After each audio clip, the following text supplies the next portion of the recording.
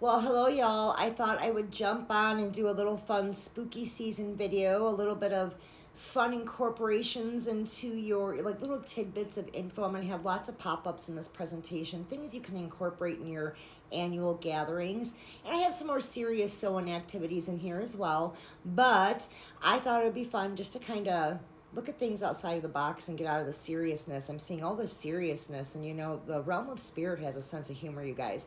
We can have fun with these Sabbats, okay? It doesn't have to be ultra serious, crazy time all the time. So, first up, this little pop-up, check it out. Halloween time is the best time for a witch-themed pajama party. And I'll tell you what, this is a really good time of year just to gather your best friends, play with magic, exchange spell ideas, or do this cool tradition, taking a pumpkin and making a hallowkin. And basically, everybody in the group gets to add a spell to the pumpkin, a little bit of magic, and then at the end of the night or the next morning, it can be raffled off to somebody to take home to access that power, that magic. I thought that was like an awesome little tradition that people could incorporate. All right, pumpkin breath offering. I like this one too. When you're carving your pumpkins, before you light it, breathe slowly into its hollow. Let it inhale your hopes, your sorrows, and one thing you've outgrown since last year. And then light the candle, and inside say, now you burn in story lights. What a beautiful way to kind of do a little bit of a cleansing while you're carving your pumpkin. Next, I like this one, the Candy Oracle. You can basically close your eyes and do some divination with candy. Pick a piece of wrapped Halloween candy from a bowl, and the color and flavor hold your message.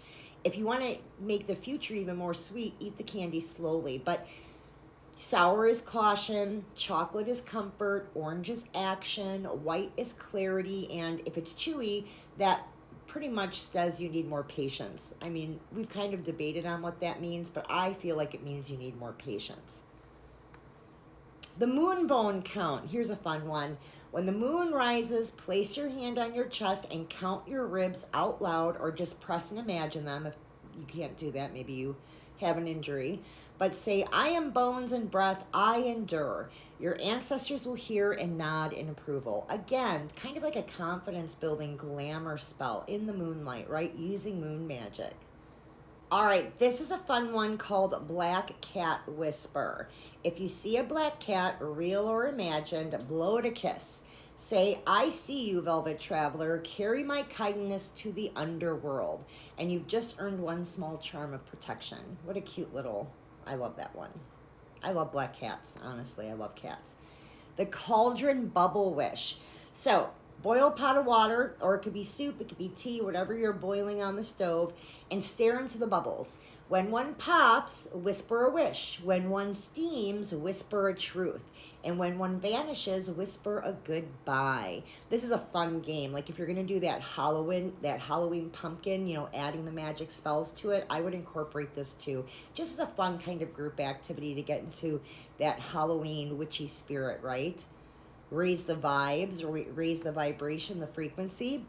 All right, tarot cards. I was going to have at least one on tarot cards. The tarot card sleep pull. Before bed on Samhain, pull one card from your tarot deck. Place it under your pillow or next to your bed. Dream with it. Its meaning will unravel in dreams or show itself in the steam of your soup bowl. Isn't that fun? So actually, you can incorporate that with that last spell, the Cauldron Bubble Wish. Right? You can do this in the next morning, boil a pot of water with some tea. That would be fun. You can interlace the two. The candy wrappers of prophecy. So, open 3 candies, save the wrappers, smooth them out, and arrange them like cards. What shapes do you see? What words or colors speak? This is your November message, sticky and strange. A little bit of fun divination there. All right, so let's jump into a little bit more of a serious approach to sewing. There's a lot of Goetic work this time of year. I mean, for me, it's all year, but this time of year, I see it a lot more on the social media sites, the platforms out there. And I thought I would talk about a couple of Goetics that are really, really useful in terms of working with this time of year. So, and again, my pronunciation sometimes sucks. Just bear with me. You don't have to private message me the proper pronunciation because I don't care. So this first one is Klonek, the merchant spirit. Klonek is the force behind instant financial alignment. He moves money, connects you with opportunities, and corrects energy blocks, sometimes within hours. Not always, but sometimes. So if you're serious about wealth, he doesn't test, he delivers. So check him out. Okay, the next Goetic we have here is Citri, the flame of attraction, right? Citri acts fast in love, passion, and desire. He awakens chemistry, magnetism, and even obsession within hours sometimes of invocation. Not always, but sometimes. Where words fail, his aura speaks. Invoke him when you want somebody's attention to turn into fixation. Be careful with that. I do love haunt work. There's a fine line there. So always, if you're going to work with Goetics in this area, be mindful. Next one is Agares, the accelerator. Agares governs movement, speed, and progress. When invoked, he shifts stuck situations, moves opportunities, and brings fast motion where stagnation ruled. Invoke when things feel delayed because he makes life move. Boon, another one that's kind of famous like Citri, the bringer of expansion. Boon's current brings fast growth, unexpected clients, new income, recognition, material gain. Her energy stabilizes financial chaos and multiplies what you already have, which is nice. So when invoked with gratitude, she responds instantly. I will tell you, if you work with Boon, be prepared to do a lot of offerings. All right, so let's switch gears and let's talk about Samhain a little bit. You know, we're talking about some fun, spooky, like little Halloween party things. We talked about Goetics.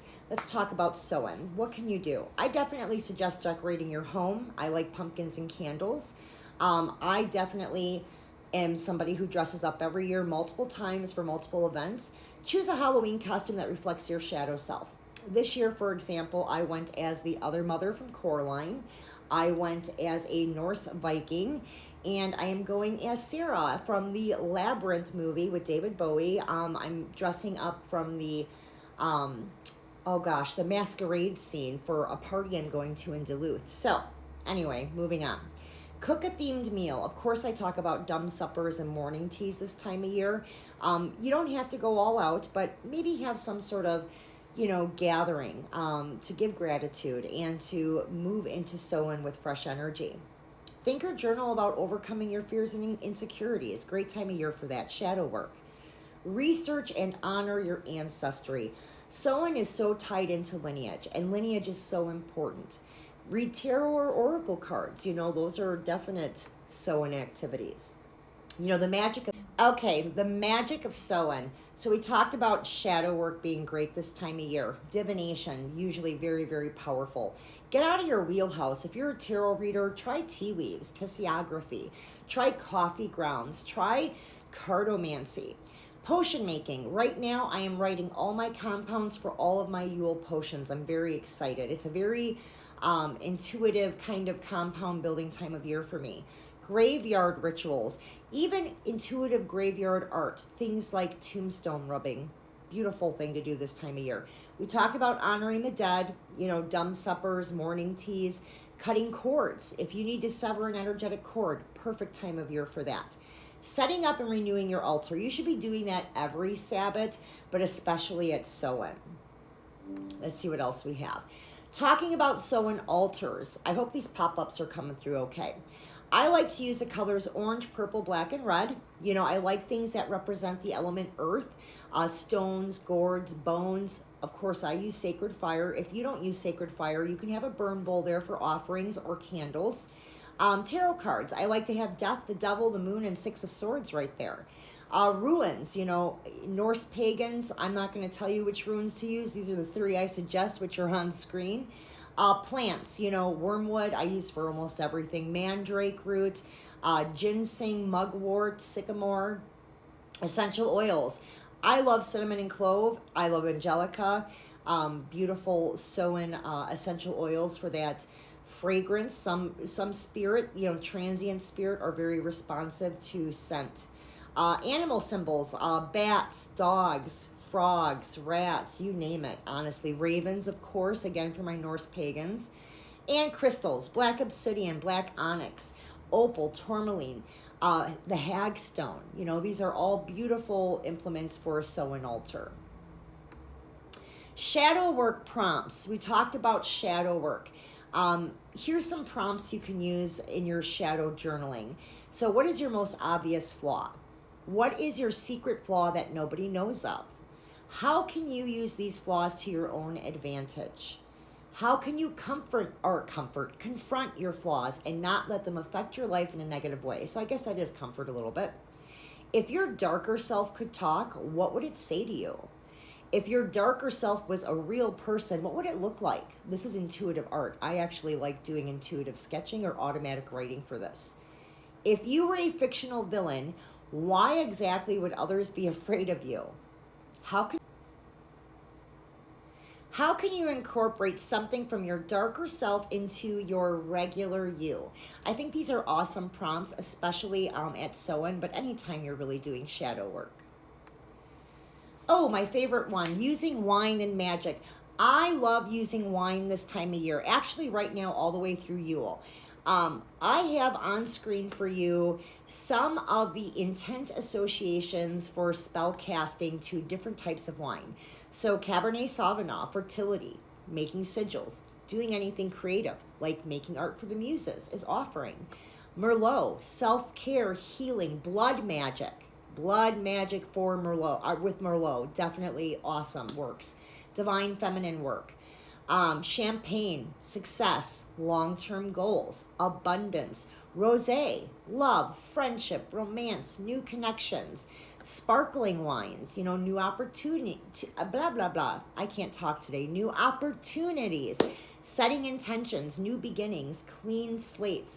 So here's just kind of an example of what you can be using your wine for in magic. So another thing I like to do around Samhain.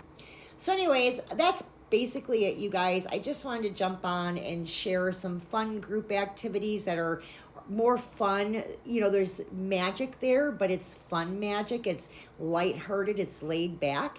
I also wanted to share some of that Goetic information. Goetic work is big this time of year.